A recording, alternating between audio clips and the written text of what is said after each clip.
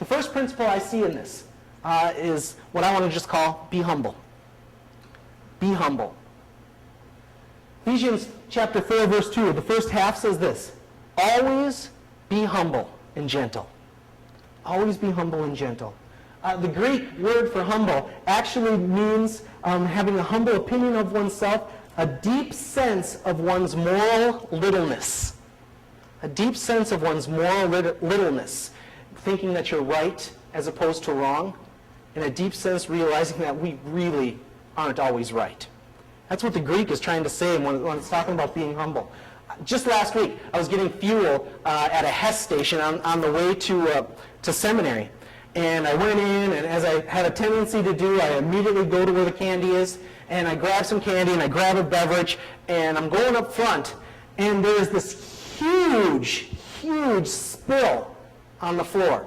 Red, obviously somebody spilled some red pop or something. It was splattered on some of the chips and stuff that were around, and so I'm doing the walk around to get around it to get up front. And as I get there, there's an older lady who's working there and a younger guy. I'm guessing the guy's around 15 or 16. And the guy is yelling at the older lady. Do you know what he's saying?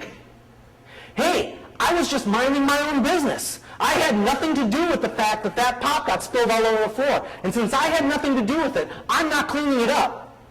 And he walked away. And this poor lady turns and looks at me as I'm sitting here with my credit card and my candy, right? And she goes, oh, I've had such a long day, and now I'm going to have to clean that up as well. And I started to think, what was this boy's problem? Why was he acting that way?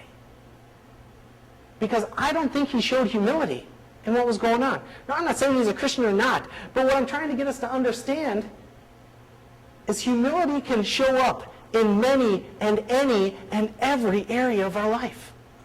Every area of life. It doesn't matter where we are. It doesn't matter what we're doing. Let me give you another example.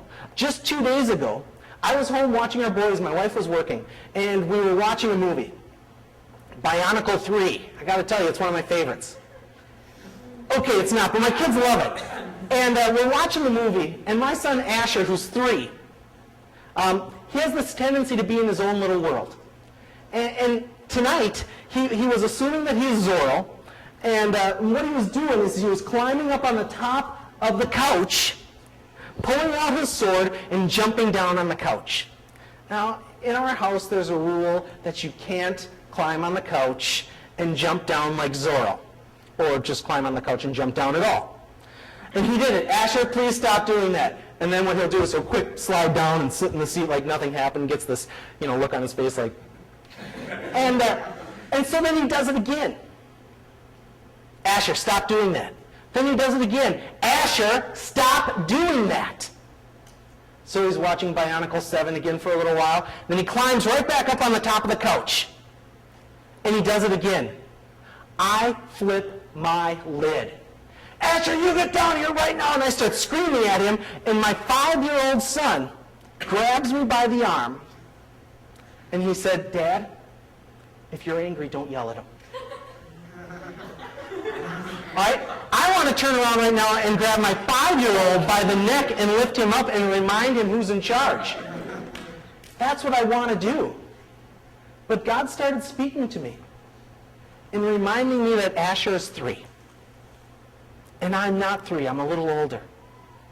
And all I was doing was trying to correct him, but I wasn't correcting him in love. I was more concerned with this Bionicle movie than helping my Asher understand right and wrong. I thanked my oldest son, Jake, and I said, hey, Asher, let's sit down here. Why don't you come on the floor and sit down with me? Because you're going to be on the floor anyway. I didn't say that. Why don't you come sit down on the floor with me? Can I hold you for a little bit? And he got really excited. And I began to realize that I hadn't spent a whole lot of time with Asher that day.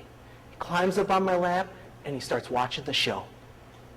Grabs my arm, wraps it around him, and we watch the show. Not even a minute later, my 5-year-old climbs up on my lap as well.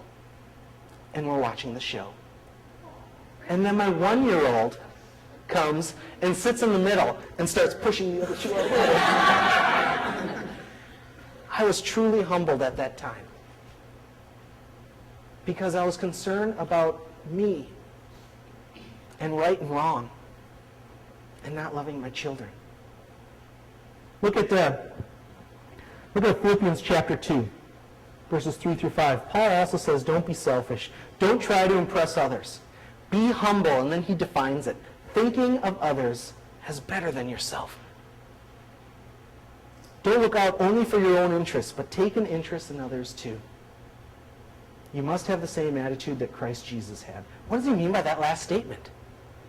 That means that what he's trying to tell us is, you know what? When you weren't humble, when I wasn't humble, Jesus looked at us and said, I love you anyway.